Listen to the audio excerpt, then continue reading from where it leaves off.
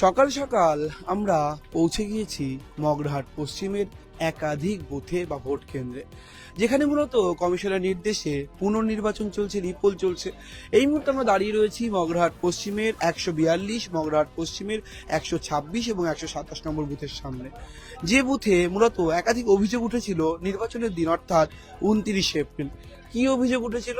মূলত বলা হয়েছিল 126 নম্বর বুথের ছবি দিয়ে আমরা শুরু করলাম ছবিটা।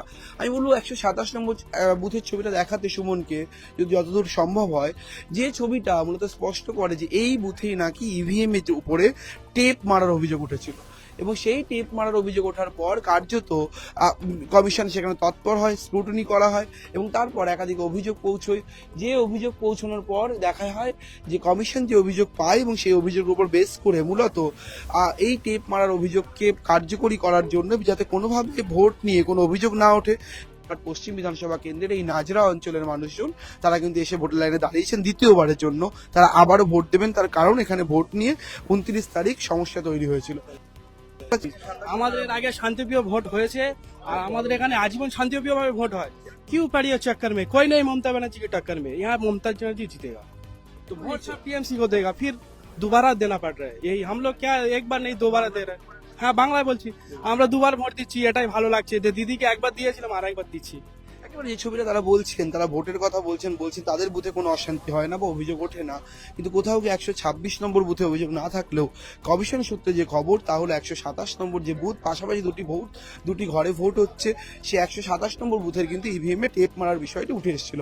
আমি কেন্দ্রীয় বাহিনী নিরাপত্তাটা দেখাবো, একেবারে কেন্দ্রীয় বাহিনীর জওয়ানরা তারা রয়েছেন, কড়া নিরাপত্তার বন্দোবস্ত একাধিক বুথে মগরাহাটে ছিল, মগরাহাট পশ্চিমে দেখাবো। একেবারে বুথের সামনে থেকে কেন্দ্রীয় বাহিনীর জওয়ানরা কিন্তু রয়েছেন, সশস্ত্র জওয়ানরা রয়েছেন, অর্থাৎ প্রত্যেকের হাতে অস্ত্র রয়েছে, সশস্ত্র, তারা বন্দুক নিয়ে দাঁড়িয়ে রয়েছেন। অর্থাৎ এই বুথ থেকে কিন্তু অভিযোগ ওঠে। বুথের ভেতরের ছবি যদি জানলা থেকে দেখানো সম্ভব হয়, সমান করে দেখাতে সেই ছবিটা, এই বুথ অর্থাৎ 127 নম্বর এই বুথের ইভিএম এ কিন্তু টেপ মারার অভিযোগ ওঠে, এবং তারপর কমিশন স্ক্রুটিনি করে, এবং কমিশন স্ক্রুটিনি করার পর মগরাহাট পশ্চিমের একাধিক বুথে যেমন পুনর্নির্বাচন ঘোষণা করা হয়েছে। আজকে সকাল থেকে বিভিন্ন জায়গায় ভোট চলছে, আমরা গেছিলাম ঘোলা অঞ্চলে, সেখানেও দেখেছি ভোটের ছবিটা। ঠিক আবার একেবারে মগরাহাট পশ্চিমের 127 নম্বর বুথে কিন্তু এই বিষয়টি দেখতে পেয়েছি আমরা। যে ছবিটা দেখাচ্ছি, যে ছবিটা স্পষ্ট হচ্ছে, একেবারে বহু ভোটার্স তারা রয়েছেন, তারা কিন্তু লাইনে দাঁড়িয়ে আছেন। অর্থাৎ এই মুহূর্তে সিআরপিএফ জওয়ানরা রয়েছেন, লাইনে দাঁড়িয়ে রয়েছেন, একেবারে আইটিবিপি জওয়ানরা রয়েছেন, কেন্দ্রীয় বাহিনীর জওয়ানরা রয়েছেন এখানে। সেই কেন্দ্রীয় বাহিনীর জওয়ানরা তারা কড়া নিরাপত্তা দিচ্ছেন, তারা জানলা বন্ধ করে দিচ্ছে, যাতে কোনোভাবে আবার যাতে কোনো অপ্রীতিকর পরিস্থিতি তৈরি না হয়।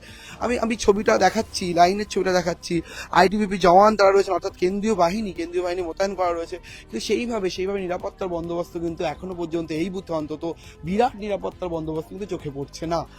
আমি ছবিটা দেখো, যারা রয়েছে, যারা ভোট দিয়েছেন, একবার দিকে আঙুলগুলো যদি একবার দেখান, আপনারা তো একবার ভোট দিয়েছেন, আপনিও তো ভোট দিয়েছেন।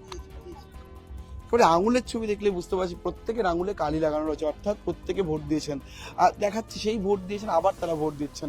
তাতে এই যে আবার ভোট দেওয়া, এই কারণ হিসেবে আপনাদের কি বলা হয়েছে? আপনারা 127 নম্বর বুথ, কি বলা হয়েছে আপনাদের কারণ হিসেবে? কি বলবো, আমরা তো কিছু জানি না এইসব। এই যে আবার ভোট দিচ্ছেন, এখানে সমস্যা হয়েছিল, সমস্যার কারণে দ্বিতীয় দফায় ভোট হচ্ছে। আর সমস্যা ইভিএম এর টেপ কারণ থাকুনে দ্বিতীয়বার ভোট হচ্ছে, সেই সমস্যাটা সমাধান হয়ে যাবে। আবার ভোট দেওয়া। হ্যাঁ, আবার ভোট দেওয়া হচ্ছে। না এনজয় কি, বিরক্ত হচ্ছি। এনজয় কোথায়? এত বিরক্তের মধ্যে এরকম করা যায় না। এরকম কেউ বাইরে যাওয়ার কথা ছিল, প্রথম কাজে যাওয়া ছিল, কাজে যেতে পারছি না, কলকাতায় ছিল, কলকাতায় কাজে যাচ্ছিল, কাজ না গিয়ে ভোট দিতে হচ্ছে। এগুলোতে হ্যারাসমেন্ট ছাড়া কিছু না।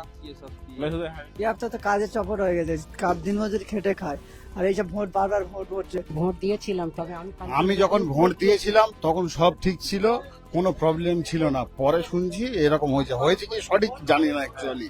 আমি তো ওপরের ছবিটা দেখা, এবার বঙ্গের নির্বাচনে একাধিক বিষয় আমরা চোখে পড়েছে।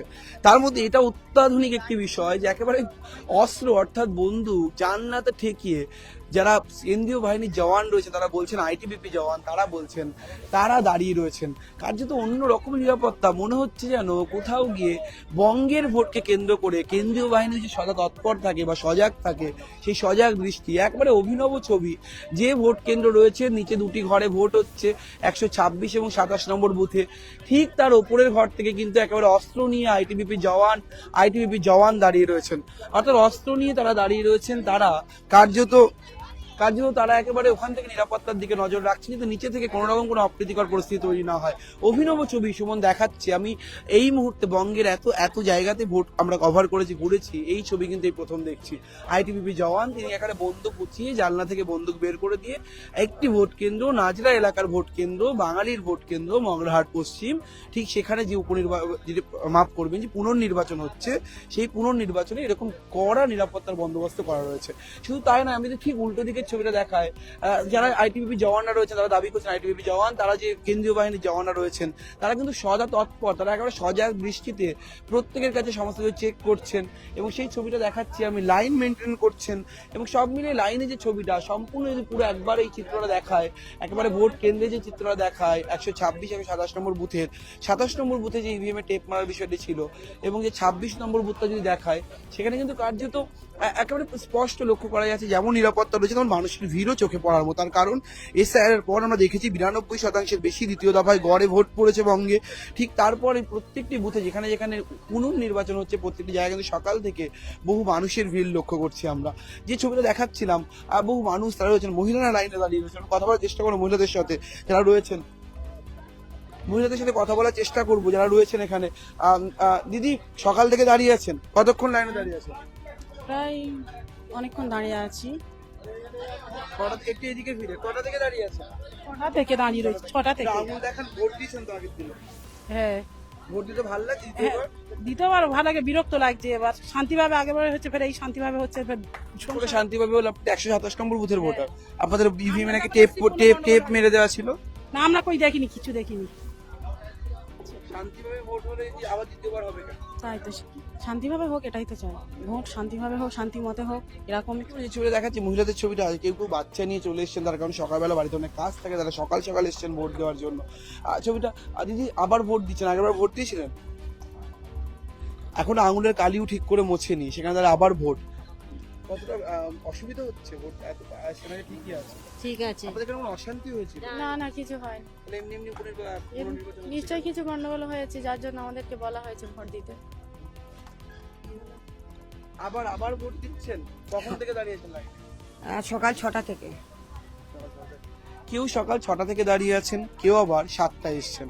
7টা থেকে সন্ধ্যা 6টা পর্যন্ত ভোট চলবে। তার আগে কেন্দ্রীয় বাহিনী নিরাপত্তা নিয়ে মূলত একেবারে আঁটোসাঁটো নিরাপত্তা এবং সব মিলিয়ে একটা অন্যরকম পরিস্থিতি নাজরার স্কুলে, এবং স্কুলেই মূলত 127 নম্বর বুথ থেকে অভিযোগ উঠেছিল ইভিএম এর যে বোতাম রয়েছে সেখানে টেপ মেরে দেওয়া, এবং সেই বিষয়টি স্ক্রুটিনি করা হয়, এবং তারপর পার্শ্ববর্তী বুথ অর্থাৎ 126 এবং 127 পুরো ভোট কেন্দ্রেই পুনর্নির্বাচনের নির্দেশ দেয় কমিশন। মগরাহাট পশ্চিম এবং ডায়মন্ডহারবার বিধানসভার একাধিক ভোট কেন্দ্রে ভোট হচ্ছে আবার, এবং ফলতার যে বিষয়টি সেই রিপোর্ট এখনো আসেনি, পূর্ণাঙ্গ রিপোর্ট। তারপরে ফলতারও প্রায় 30টি বুথে পুনর্নির্বাচন হওয়ার কথা বা সম্ভাবনা তৈরি হয়েছে। সেটি কবে হবে সে বিষয়ে এখনো কোনো রকম কোনো নিশ্চিত খবর দেয়নি নির্বাচন কমিশন। এখন দেখার এই পুনর্নির্বাচনও ঠিকঠাক শান্তিতে হয় কিনা। ক্যামেরা সুমনের সঙ্গে রমেন দাস, সংবাদ প্রতিদিন .in। এবারে ভাই ভোটের লড়াই এই এখানেই দেখবো।